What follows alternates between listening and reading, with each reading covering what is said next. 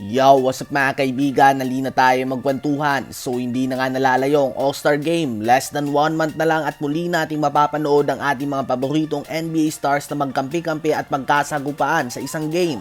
And again, for charity nga ang game na ito. Kahapon ay inanunsyo na ang mga All-Star starters, kung saan sa West ay nakabilang dyan si Stephen Curry, Luka Doncic, LeBron James, Zion Williamson at Nikola Jokic. Habang sa East naman ay si Kyrie Irving, Donovan Mitchell, Jason Tatum, Kevin Durant at Giannis Antetokounmpo. Again, same format ito mga kaibigan. Pipili pa din ang mga captains sa sila LeBron at Giannis ng kanilang teammates. Ang pinagkaiba lang ngayon ay magaganap ang pilian sa same day mismo ng game. So hours before the game lang malalaman kung sino bang magkakampi. Wala nang practice mga kaibigan. Kaya naman ang tanong ngayon ay sino ba magiging number 1 pick sa All-Star Draft? Bagamat si Jokic, Tatum at Doncic ang naunguna sa MVP candidates ngayong season, inaasahan pa din na si KD, Stephen Curry o kaya naman si Kyrie Irving ang mauunang mapili sa All-Star Game. Sinasabi ng madami na si Steph ang unang pipiliin ni LeBron dahil ito lang nga daw ang pagkakataon na magkampi ang dalawang ito. Well, posible nga yan mga kaibigan, lalo na't aminado naman si LeBron na kung may isang superstar man siya na gustong maging teammate, yan ay walang iba kundi ang babyface assassin and 2-time regular season MVP and reigning All-Star Game MVP Stephen Curry.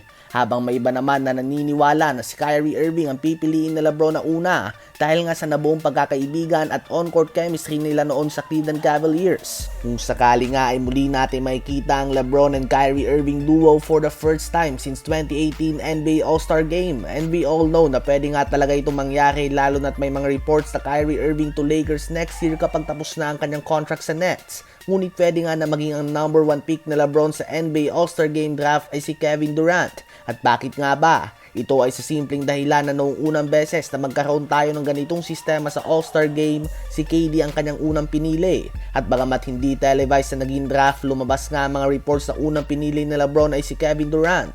So most likely nga ay pwedeng mangyari ito ulit. Ganun pa man noong oras na yon ay si Steph din ang captain ng kabilang team kaya naman hindi siya pwedeng piliin ni LeBron. Ang tanong na lamang ngayon ay kung ano ba ang magiging strategy ni Giannis. Pipiliin niya ba ang second best player available o kaya naman makikipag-matchup siya? Pwede niyang ang kunin dyan si Stephen Curry.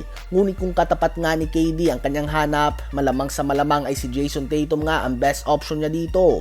Habang sa bench naman ay mauunang ang pumili si Giannis. Since malabo naman na makapasok sa All-Star si Middleton ngayong taon, sa palagay ko ang una niyang pipiliin ay si Joel Embiid. Yan nga ay kung kinalimutan at hindi naman ito pinersonal ni Giannis. At kung hindi nga magiging All-Star si Jrue Holiday na All-Star caliber season din ang pinapakita sa ngayon.